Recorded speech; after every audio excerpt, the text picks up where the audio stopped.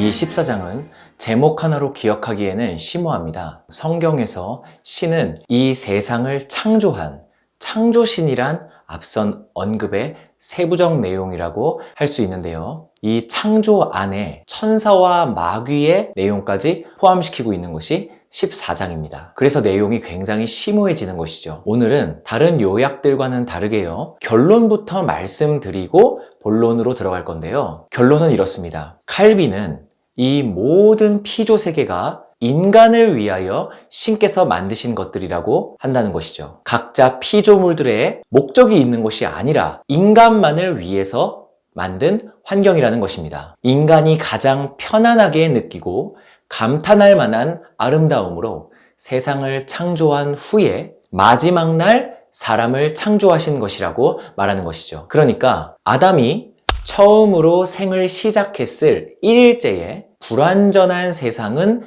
진화 중이었던 것이 아니고 가장 완벽한 환경 속에서 아담은 따뜻한 햇살을 온 피부로 느끼며 가장 깨끗한 공기를 마시며 눈을 떴다는 것입니다. 최초의 사람은요, 이유 없이 태어나서 덩그러니 내동댕이 쳐진 게 아니었습니다. 이것이 굉장히 결정적인 진화론과의 차이점인데요. 아기가 자궁 밖으로 나와 가장 먼저 엄마라는 자신의 존재의 근원을 만나게 되듯이 최초의 사람 역시 태어난 지 1일째에 신의 음성을 들었다는 것이죠. 바로 자신이 태어난 그 목적을 알고 눈뜬다는 것입니다.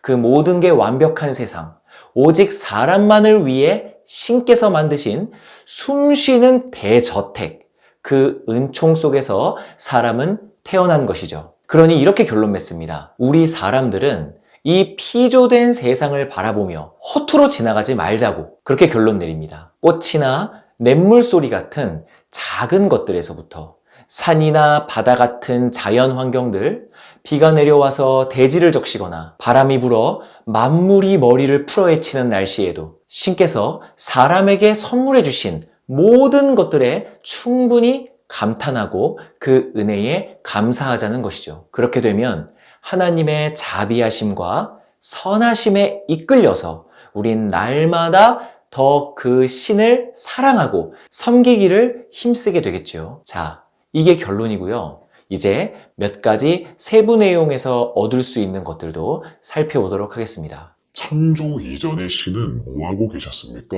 얼마나 오랫동안 어디에 계신 겁니까? 아주 심심하셨겠습니다. 왜 신이 심심한 감정이나 외로움 같은 것을 느낀다라고 장담하시죠? 심심함, 외로움 같은 감정은요, 무엇인가가 결여됐을 때 나타나는 감정이에요. 또 당신은 신을 상상할 때 사람의 범주에서 상상하는 못된 버릇을 고치지 못하셨네요. 신께서는 시간까지도 창조하셨습니다. 오랫동안이란 말 자체도 시간 밖에서는 무의미한 말입니다. 삼위일체로 존재하시는 완전한 사랑의 본체께서는 스스로 만족하고 스스로 존재하고 또 스스로 교제하고 계셨습니다. 그리고 그 완전한 의지로 세상과 사람을 피조하기로 결정하셨고요. 그 결정 역시 어떠한 변수도 없이 완전한 것이죠. 무엇인가가 결여돼서 우리를 피조한 게 아니라는 것입니다. 그렇다면 신은 이 세계와 인간 말고 다른 것을 창조한 건 없으십니까? 우리는 오직 신의 말씀인 성경을 통하여서 이 모든 것을 알 수가 있는데요. 성경에는 분명 다른 영적인 존재를 언급하기도 합니다. 이것이 바로 천사와 마귀입니다. 신께서는 분명 천사 역시 창조하셨습니다. 천사는 뭐고 마귀는 뭡니까? 천사는 신께서 만드신 신의 종들입니다. 그래서 하늘의 사자라는 말로 하늘천, 불일사라는 한자가 합쳐져서 천사가 되는 것인데요. 그저 심부름꾼으로서 일을 하기도 하고요. 또 어떤 군사로서의 신의 위엄을 드러내는 천군이라는 호칭도 있습니다. 그리고 마귀는요, 신께서 직접 피조하신 게 아니라 이 천사들이 타락하여져서 신을 배반하고 떠나게 되거든요. 이 떠난 존재를 마귀라고 불리게 되는 것이죠. 그럼 천사는 신이 너무 바쁘셔서 빠른 일 처리를 위해 피조하신 겁니까? 부족하지도 제한적이지도 않으신 분이란 점을 당신은 계속 놓치고 계시는데요. 일단 신께서 그 무엇을 피조하셨든 간에 우리 인간의 유익을 위한 이유인 걸 잊지 마세요. 신의 부족한 점을 채우려고가 아니란 말입니다.